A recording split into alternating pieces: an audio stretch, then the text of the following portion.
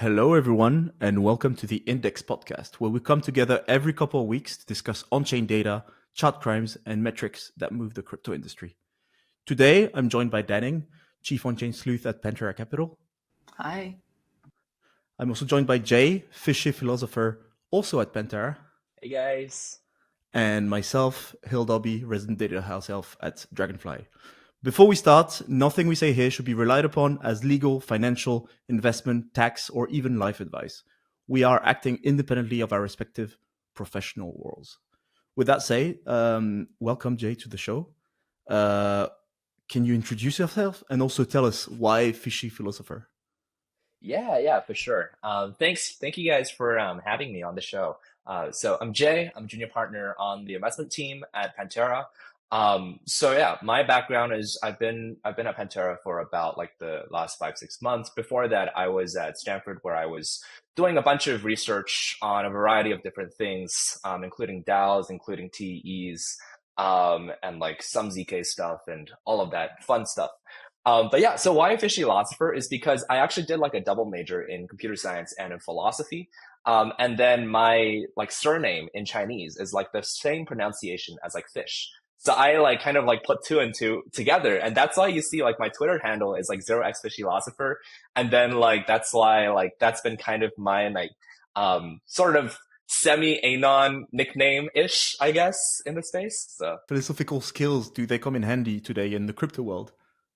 I actually think yes. So I actually made like a little post about this like a couple of days ago where I think philosophical like training really gives you this sort of first principles thinking that I think is really valuable in like a very high noise and somewhat low signal environment. So it really allows you to see it's like when people are talking about, let's say, like a protocol or some sort of concept, what are like the first principles of it? And are they kind of like BSing or are they actually saying something that's super valuable to the space? And I think that's a really valuable skill wherever you go, but especially so in crypto where there's so much noise out there.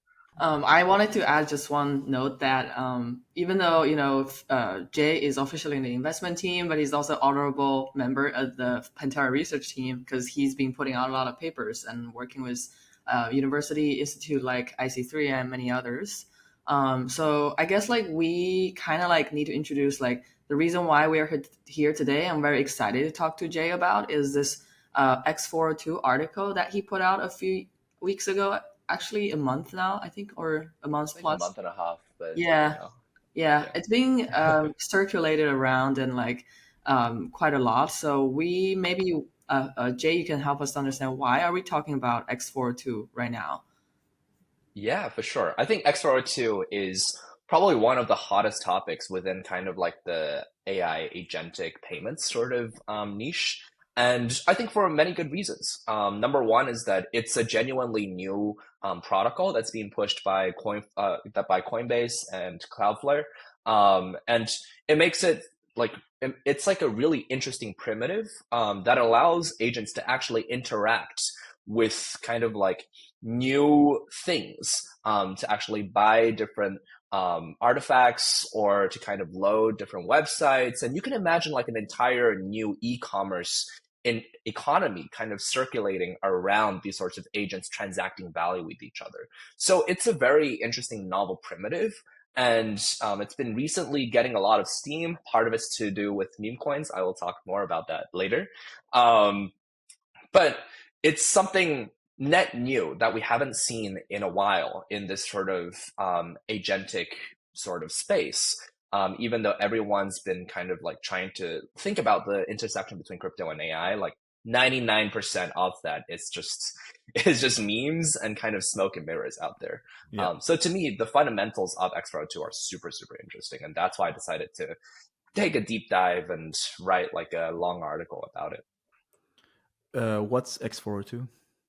Yeah, so X402 is it's actually like a agentic payment standard developed by Coinbase and Cloudflare that builds on top of the kind of age-old HTTP 402 spec. So HTTP 402 itself is kind of this status code on HTTP in the same way that, like, 404 is a status code for not found, 200 is a status code for OK. 402 originally was kind of like the status code for payment required. So which meant that if you were loading like a website, but it was actually like paywalled, you would get this 402 message and say, hey, look, payment required. Now, it's not really used in the wild today because we have things like PayPal, we have things like Stripe and stuff like that. And if you're just accessing like a paywall, like for the New York Times, for example, you'll just get thrown with the paywall, or you're just going to get some sort of 404 error or something like that. So it's been kind of gathering dust in the back, but it's part of the HTTP spec. And it's been around for like 30 years. And what x402 is trying to do is to give it this, what I call like a modern makeover. It's trying to use that old status code that was right there and give it a new functionality of how do you integrate that with basically stablecoin payments and allow for agents to create a workflow where they can basically be hit with, let's say, like a 402 status code saying payment required, actually make a stablecoin transfer to the website, to, let's say, like the New York Times. And then like you can actually get the data and get like the premium article that you wanted. So that's the overarching workflow that x402 is trying to envision here. This has been around for 30 years, and I guess we've been trying to figure out how to best do payments on the internet for this long, because obviously it was a necessary step. You also mentioned in your article how it's in existence up until now has also shaped the internet into the ads-filled space that it is today, and has had a high impact on what actually the internet looks like. Do you see this changing going forward, maybe with this new tech? Do you see, how would you say this could make things evolve? And what would be your view on its impact on the overall internet potentially? Yeah, I think this is a super interesting question because it kind of forces you to understand like the historical aspects of how has historically payments worked. So I think where I would start is essentially, how do payments actually work today on the internet? And it's like, why do we see all of this sort of advertising and stuff like that? First of all, it's because micropayments haven't really existed within like the native internet spec. This is what has been called like the original sin of the internet, is that we weren't able to actually create like a payment system that was like part and parcel of like the HTTP protocol, that after you click like a buy button, you would automatically move some sort of value over stablecoin rails. That just did not exist. What happened instead is this world of e-commerce where you have a bunch of encrypted text boxes and you have to type in manually your credit card number, your essentially the expiry date, your address, and all of that information. And then that would get sent essentially as like a mini Google form onto like the server of like PayPal or like some other checkout. And then they would validate that and then actually move money. So you're directing all of the traffic flow, outsourcing it to legacy banking rails. Takes maybe 3 days to actually clear properly. So that's like super slow, and that works fine for like high value transfer. If I'm buying a flight, right? If I'm buying a flight to Argentina, that's going to take me like maybe $1,000, $2,000. That's totally fine. But if I'm like just paying for one single New York Times article, let's say that's like 1 cent or something, my fees are going to be $3. Like I'm not going to pay $3 on something that's 1 cent in value.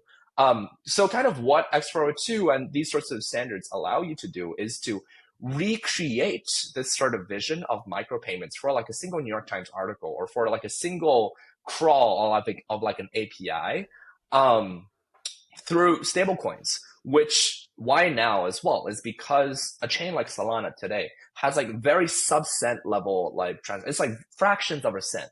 I forgot the exact number, but it's like very, very cheap that allows for kind of like micropayments at like the cent level or even lower to be really realistic here. And that's how I think x402 and these sort of agentic payments protocols do have the potential to change the revenue model of the internet from just like showing us ads to just like a pay-per-use sort of model. So the analogy I see here that I've seen in concept, I guess, is like Zora, where you got micropayments essentially. I guess it's kind of a spin on Instagram with micropayments built in. So what you're saying is you would see this kind of micropayment layer where paying isn't necessarily, a huge fee, but in aggregate, it makes for quite a bit of money across other areas of the internet, such as articles, newspapers, and stuff like this. That would actually be really cool. Totally. I think that's totally like a great vision. I love the analogy with Zora, by the way. This is the first time I've heard this one, so I really, really appreciate it. I think maybe one difference with Zora though is if Zora is like super reliant on these sorts of minting these new coins in particular, Yeah. right? X402 allows you to kind of just pay Yeah. using USDC. Like there's no, Yeah, you don't no. need to necessarily. Of course, we can talk about meme coins later for X402 because that's a big part of the volume right now. But it's a interesting analogy. Yeah. My point was more about like how, everyone pays like cents, gives cents to a creator, which are Yep. meaningless to most people, but in aggregates make up for something big. And yeah, I don't know. Micropayments could be pretty big Yeah. for just content Yeah. creation in general on the internet. Yeah. As Yeah. a content creator, I believe. I feel like to summarize what is like what people always ask, like what's a big unlock. It's definitely not in the UX side, because like given how mature and like evolved today all the online payments has developed, and I mean like it is pretty annoying to input all your like credit card information, but like on like laptop and many places you could just fingerprint and they were to like store your information locally. And like for now, PayPal payment is just like click and log in and like confirm. So like the UX unlock is not really compelling, but it does unlock in the sense that like the convenience of stablecoin, whereas like instant, I guess, settlement towards the merchants, and the very big part of it, which is what you guys just mentioned, which is like the micropayments. And I think like micropayments now always allude to agentic payment because it kind of just makes more sense. And one really good use case I've heard people talking about in this case is that when LLM nowadays is like scraping all the information on chain, sorry, not on chain, online, how do you attribute your basically like creator royalties that is being actually, monetized by all these LLM? And X402 can be a native payment way to allow the LLM to like pay you and like credit you as well. So yeah, I'm actually like curious also. This topic kind of transitioned towards like what is the opportunities for the use cases or applications we can build with X402. Curious if there any like a list of things there. Yeah. I think there's definitely like a couple directions I think will be super valuable in terms of what I want to see being built out in kind of this sort of X402 space. Actually, one is the user interface layer. So I do think like, sure, like this, we're talking all about agents paying someone, but at the end, you do have to still have like a user saying, hey, look, I want to buy a New York Times article, or I want to buy something else, or so that capturing of like the intent layer into the prompt and intent layer into what is going to be the X402 query. Like you can think about the different interfaces that can take place. The easiest one is like a ChatGPT or like a Claude style UI with an MCP server attached to it, right? But you can also think broader. What happens if I can just like directly talk to like piece of hardware, like let's say like an Apple Watch or something like that, or I can talk to other, or let's say like an internet native browser as like ChatGPT Atlas or some other sort of AI embedded browser that you can kind of like talk to. So there's many different client side things that you can play around with. That's number one. Number two is kind of like server side, or like how do you increase the number of vendors that actually adopt X402? This is actually, I think, is the one of the hardest bottlenecks, is because if I want to buy something like New York Times or something like Amazon or stuff like that, problem is for them to allow for X402, you have to integrate Coinbase code onto their servers. Do you really think the New York Times is going to integrate Coinbase code onto their servers? Like maybe in the far future, but not necessarily in the near future. So there might be some sort of proxy mechanism where you create some sort of proxy server in the middle that kind of like routes requests between X402 and kind of like a legacy API sort of Rails. And I see that layer popping to kind of expand the set of things that an X402 enabled agent can do. The third aspect is this thing called a facilitator. We can talk more about facilitators as we dive into the architecture. But essentially, facilitators are these sorts of custodians of money, or kind of like the closest that you have to like a payment processor in this model. So how do you create the access policies? Where do you store the funds? How do you actually use user permissions and stuff like that? These are all like facilitator side integrations that also need to be built, and it's probably going to be a fairly lucrative area to build in. And I would say the final direction is just like the underlying stablecoin rails. If I'm doing things like cross-border transfers, how do I think about FX? How do I think about just like making the underlying chains faster, making the payments smoother? Whatever innovation we can unlock on stablecoins will come back and kind of reinforce the smoothness of x402, so to speak.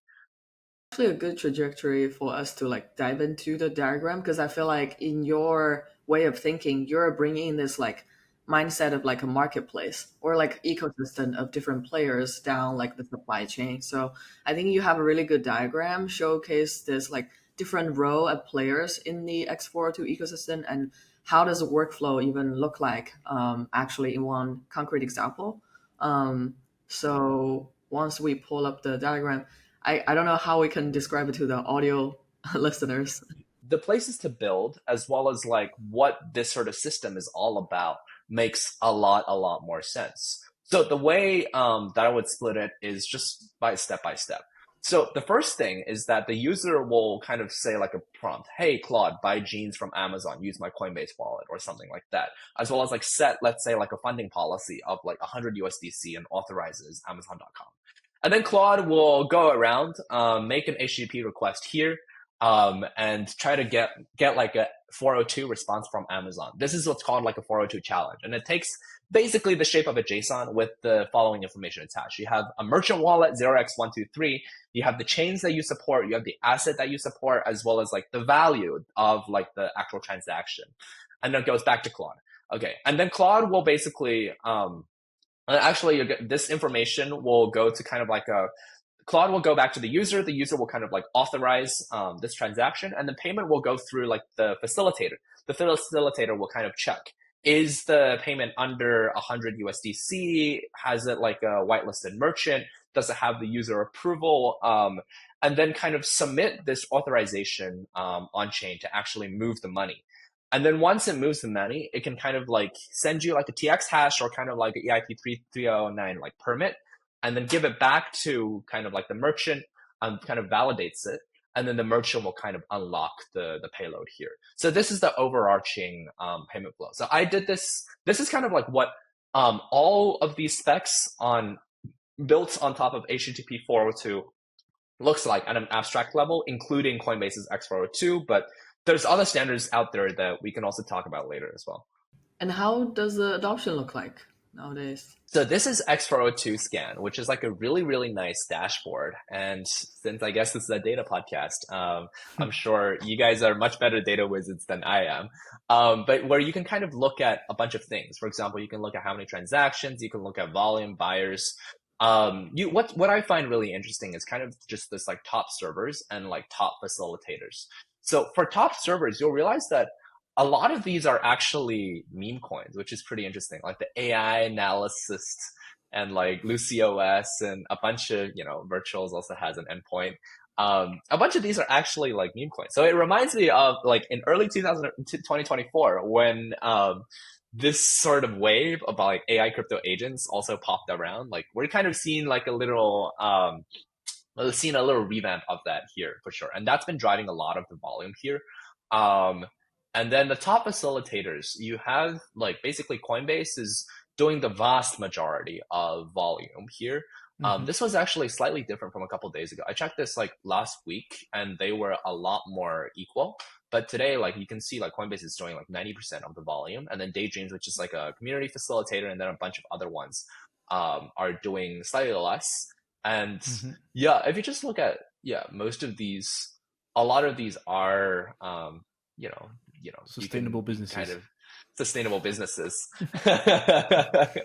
So I think this is what's interesting about like crypto, right? Like you can talk about all of like the value unlock, and I'm sure like in the long run, you're going to see like a huge value unlock. But in the short run, a lot of the traction has been has been driven by like meme coins and by a lot of like speculation. So, for example, a meme coin like Ping, which has been like a pretty big meme coin in the X402 space a couple weeks back. Essentially, it's like you create some sort of X402 transaction, and then that would allow you to kind of mint on its bonding curve. So it was kind of like this meme coin that like rose by however much percent. That really made this entire idea of like this nerd sniping idea of like X402 actually take off and really gain a bunch of steam, I would say, in the past month or so. So. Okay, if I'm trying to understand, so the top servers here are the Amazon? Or Yeah. So the top servers here are kind of like the analogy to kind of like the Amazon, in like this diagram. So they're kind of like this sort of server side thing. Um, right. yeah. And And then there's also like sellers. So I was like trying to understand. yeah, so there's servers, there's facilitators, and Right, there's agents, right? right. So if you look back at like this diagram here, Uh-huh. um, this is the agent layer. The Claude thing, that's the agent layer that people create, like shopping agents and whatever. Mm-hmm. This is the server. So the Amazon is kind of like the server, like the Got a it. bunch of Got these it. other ones. And then like the facilitators are like, for example, Coinbase is doing Right. 90% of the volume. So it is this like three-part kind Got of it. sort of negotiation thing, right? And then this is the overall workflow, whether you send the challenge and then the facilitator will process the payment, and then you'll unlock the goods. For I have a question for all these meme coins. Are they just other alternative currencies with X402 enabled, or how? Like I'm trying to fully understand the Yeah, meme coin, like because this is a payment flow system, not a token yes, creation system in the first place. So yeah, yes, just trying to wrap my head around it. yeah. Yeah, so I'm also somewhat trying to wrap my head around it, to be honest. But my understanding so far is that essentially this you can basically substitute Amazon or some sort of endpoint with any sort of like payment endpoint, right? It's like you pay something and you unlock the goods. What you unlock here is you pay a meme coin server and it unlocks on the bonding curve the meme coin. That's my understanding of like how this sort of meme coin does. Yes, this entire protocol Okay. is not to do with meme coins. This is like a payments protocol, right? Yeah, But you yeah. can substitute the Amazon server with like Pump Fund or some sort of choose your favorite launchpad, and then suddenly you have like an agentic um, meme coin platform. Future of France. Yeah, exactly. So do we know any like live applications or pilot projects that are using X402 that are like not just a meme coin website? Yeah. I think there should be a bunch. We can kind of like we can explore this together actually. Some that look like Kanza, for example. This is like Oh, an analytics dashboard. So essentially like you would basically let's say these are paid dashboards, right? You would um make a payment and then you get some sort of premium data. So this is a good example of Mm. like something that's like a interesting workflow here. I want to see. We can just randomly click and then see what we get, right? Um, I don't see anything here. You can see that this is likely a meme coin. You can claim, you can burn. right, Yeah. This right. is some sort of platform. Let's just look at some of these top servers out here. Um, yeah. So this is a no-code AI agent that allows you to kind of do a bunch of DeFi strategies and things like that. Um, so this is a pretty interesting one. So actually, you have like quite a diverse set. You have quite a Hmm. diverse set. Elsa, yeah, I spoke with these guys actually. Yeah, so they do a bunch of AI related like assets and things like that. Um, so if you want like inference or some sort of compute and stuff like that. So Hmm. Hyperbolic has like a similar endpoint. I don't see it on here, but AI analyst, this is likely a meme coin. Got it. Yeah, or Does and then X402 allow for recurring payments automatically, or how would subscriptions work with this payment flow, if at all? Yeah. So there's like been a whole debate on like is X402 going to kind of like replace or like complement subscriptions and stuff like that. My Yeah, thought is that you can kind of I think subscriptions are going to be somewhat subsumed underneath this model.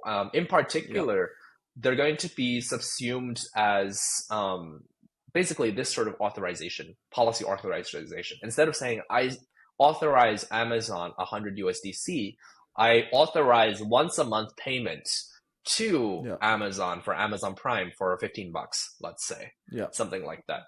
And Hmm. then you can kind of see this setup as essentially maybe once a month my agent will go and ping the Amazon endpoint, hey, is the service still available, is like the user plan still available? If Amazon comes with like an X402 yes, then you can like facilitate this payment here and then renew my Amazon Prime membership, let's say. So this is one way, this is one of like many ways that I see that like subscriptions can kind of work with this model. So I don't think they're like at odds with one another. Yeah. Yeah. Okay. Okay. Nice. Makes sense. I Um, guess another thing is how many people have been using it. I guess like basically how has the wallets like adoption looks like, I guess. Yeah. I want to see if Um, we can find this here, right? Can we find it? I want to see if we can I find think this. so. I think those Sellers. addresses or something, or buyers at the very top. There's a buyers Oh, one, buyers. Buyers, the I third think one. it's like, But it yeah, is so it's it like is 20. addresses. So of course Yeah, it's an upper I'm limit. guessing. Yeah, this is probably like, yeah, so you have like 24.5 like Check buyers, 30 right? days. Check 30 days. Let's To see, see the last 24 trend. hours, 30 days. It's like Okay, 3 or 4K a it's day. 300K. Oh wait, Yeah, so it's every like, half hour. no, Sorry. it's like, so this is like you can see like, oh, this is yeah, this is basically once a day. You have somewhere between 20K ish. Mm-hmm. I would say Hmm. 20K on like a regular day, usually. So this is pretty interesting. And then they're like driving, over the Right. past 30 days, it's been like 15 million volume, which is I mean, more okay. impressive than Yeah. Wait, so this data literally started only a month ago, like October, or like Yeah. the trend picks up like I think, literally 1 month ago. yeah. Is it I because can't of see any data data. collection or is it? I feel like it's It, because meme. I do think it is like a matter of like memes. Mhm. If you look at like the top servers, yeah, yeah, like this one was, I remember like there was this one that popped up like 2 weeks ago when I gave like a presentation on this stuff. Mm-hmm. And then a bunch of other ones. Got it. But TLDR is that, yeah, TLDR is that it's really picked up in kind of like the last week, last month-ish, I Mm-hmm. want to Mhm. say. Yeah. And a lot of it is actually to do with meme coins, but as you can see, like a lot of leading servers are actually like legitimate like server workflows out there. So I expect like this trend to sort of continue. And even if there is like a large meme coin component to it, this is the beauty of crypto, right? There's always like two sides of this. You always have like the actual like economically productive workflow, and you have like the meme coin speculative workflow. And like one kind of bootstraps the other. And I think this is a great case study of that Yeah. here.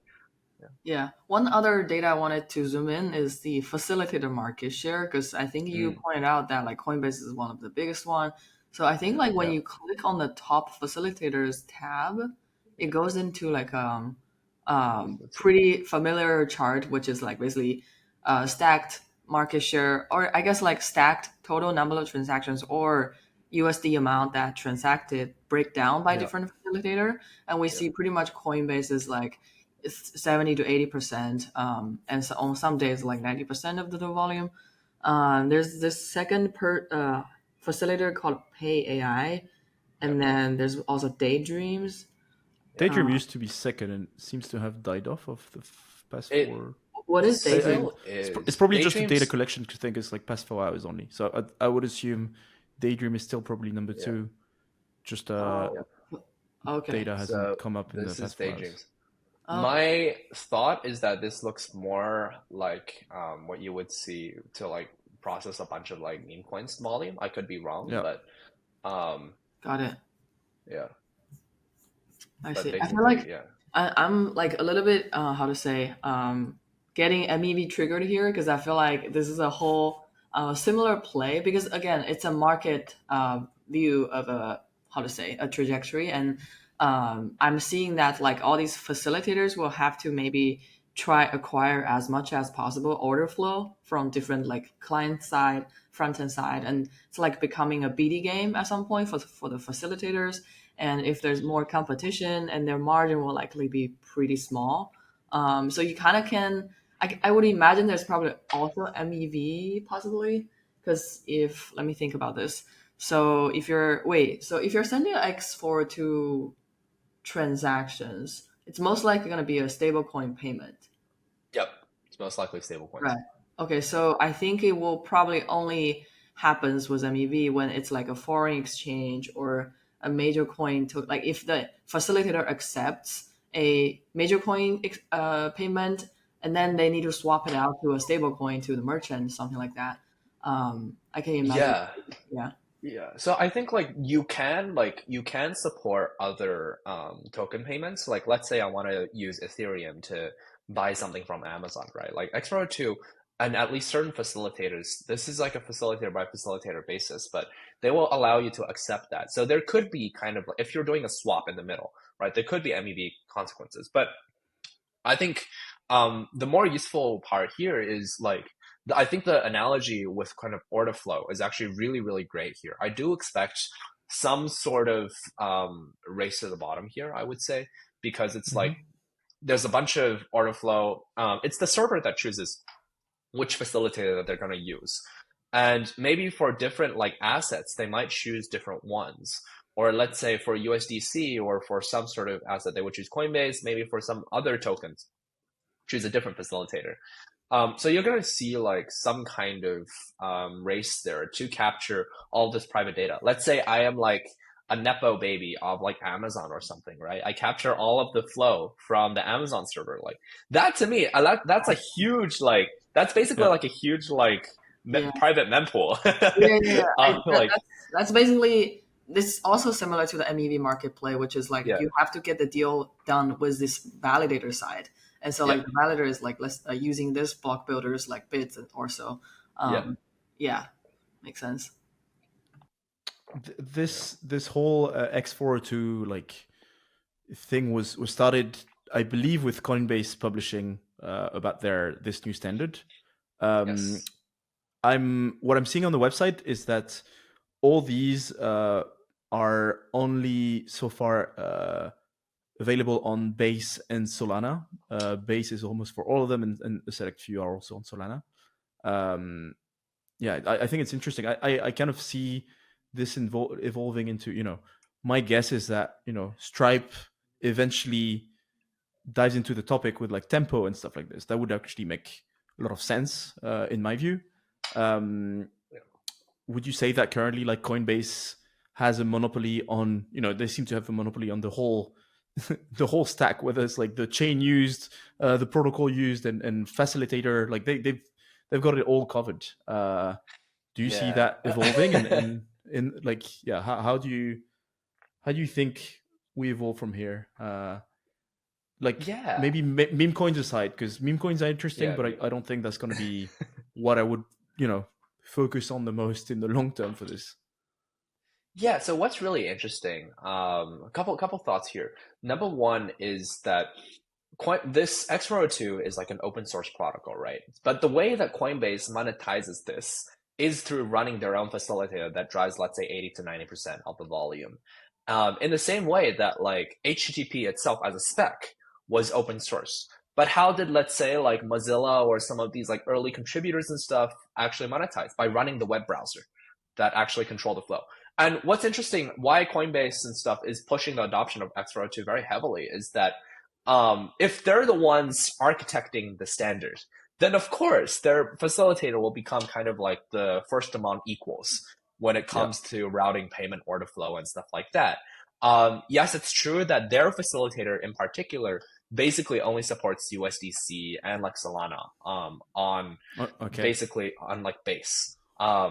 Yeah. So, but community facilitators can kind of do other stuff. And actually, there's multiple kind of like facilitators really being built out here. There's another diagram in kind of like the blog that might be interesting, I think, here. Yeah, so that's one blog. The other one is here. There's like a little table of like a lot of the existing protocols outside of Yeah. X402 that are being built on top of the HTTP 402 like workflow. So X402 is definitely like one of the main ones out there and the one that we're all talking about right now. But there's also Yeah. H402, which is, for example, built by BitGPT and kind of mirrors X402, but supports multiple chains and allows for like gasless transfers, token-based permits, and stuff like that.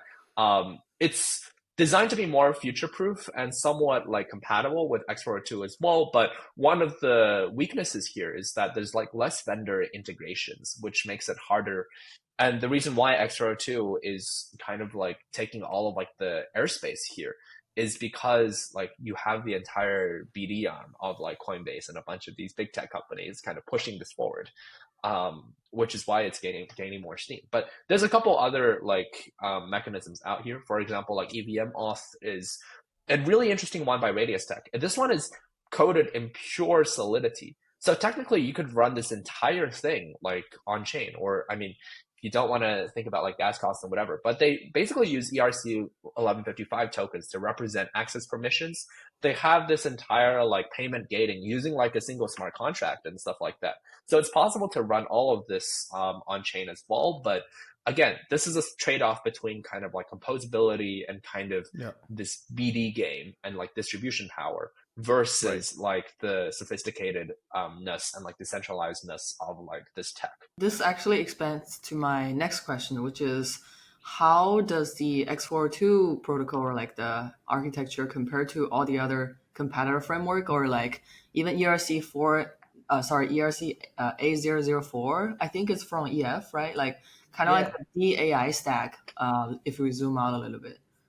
Yeah. So it's really interesting. People often like put X402 together with something like the ERC 8004 and some of these other agentic standards that are being pushed out there, like Google A2A, for example, or like Virtual's ACP and stuff like that.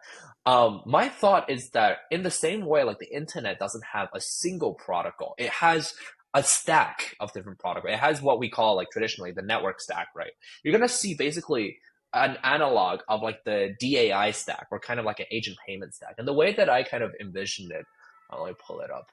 Yeah. So the way that I kind of like envision it is kind of like here is that you're going to see a bunch of stacks at various layers of this. So I break it down into basically an application layer, the discovery layer, transport layer. In kind of like the traditional network stack.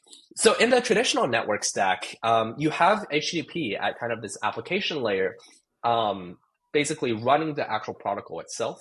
And then you have DNS at this sort of discovery layer that translates basically the URLs that we see, like google.com, into the actual physical address. And then you finally have TCP/IP that moves the actual network packets. So you can actually create kind of like an analogy to these sorts of DAI standards that X402 is like HTTP. It's something that runs on the application layer and like processes all the payments and stuff like that. At the discovery layer is, Danny, what you just mentioned, ERC 8004. Essentially what ERC's 8004 is that it's this sort of registry that kind of maps each agent to kind of like a bunch of its abilities. They introduced this called like an agent card that talks about what are the skills that they basically have and things like that. And finally, the last part of this is Google's A2A protocol, which is kind of this transport layer that allows for agents to actually talk to one another. So this is what I see as the entire DAI stack evolving to, something similar to the network stack. It requires a lot of architecture at each of the different layers. And what's really elegant, I find here in this diagram, is that the actual transport layer and this sort of modern stack is actually built on top of the traditional HTTP stack here. And this is why I think like this sort of process is definitely like the next generation of what this sort of internet is supposed to be, and this next iteration of agentic payments. Very, very cool. I think the way I've seen crypto stablecoins evolve, so far stablecoins have been more for B2B processing. They've been also for countries where the fiat currency wasn't doing so well, wasn't accessible to all people. This actually brings another set of use cases, which is first of all the agentic web, which is starting to be the thing and growing day by day, and also just micropayments, just going to enable so much more on the internet. So I'm really excited to see these things evolve and hopefully flourish in the next few years, months and years. I don't know. Think so fast in crypto, so we'll see. But every month is a year. But yeah, with that, I think this was really awesome podcast. I learned a lot here. Do you guys have any closing thoughts on X402 in general? I do think we are moving to kind of like a new generation of e-commerce, right? Back in like old school web 2, it's like you go on Amazon and like you search for your stuff. In the same way, that was like a search capability based. Today we're getting into this new generation of e-commerce where it's like the agent will, like, you type in something and the agent will literally recommend you a bunch of products. And then right now you're clicking on links. For example, when I was buying like an air fryer, I would click on a link and go to Amazon and pay checkout. But for me, it's like what all of this enables that in the future, I can just say, hey, Claude, buy me like an air fryer for my new apartment. Claude knows all my preferences. And then suddenly you say, and then Claude goes, okay, what's kind of like your budget? I say $100. And then suddenly the next day an air fryer ships to my new apartment. This is kind of like this new generation of e-commerce that I see all of these sort of one of the many use cases that I see this sort of DAI stack kind of like unlocking, and what makes me really excited about this sort of future of agentic e-commerce.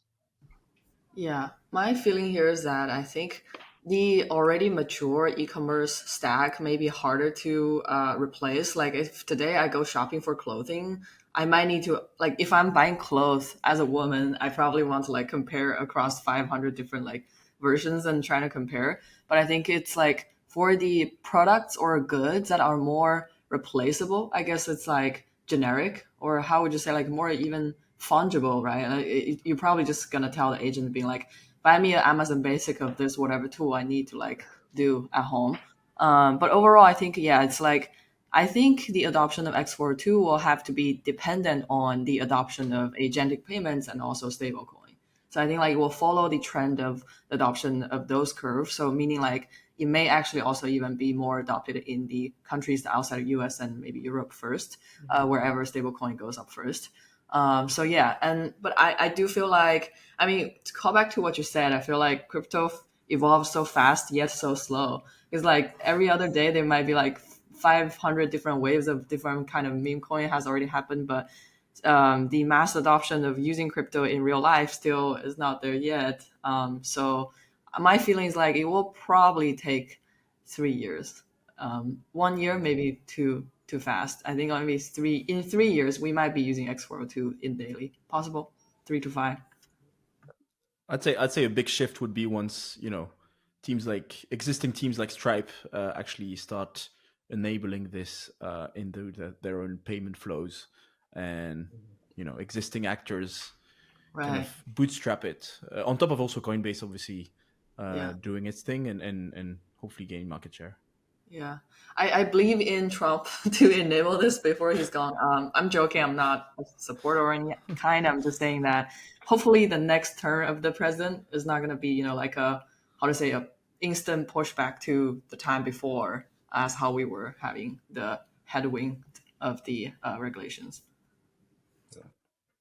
Yeah. Cool. Well, thank you guys for having me. This has been really wonderful to just chat about X402 and stuff like that.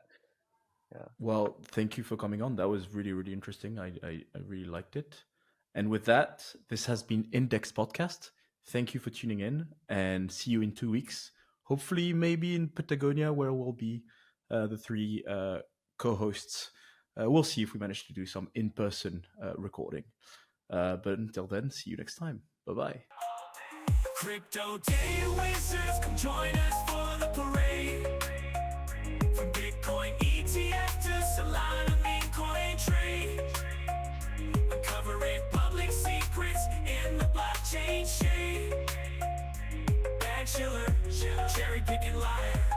Call them out and set chart, climb on fire.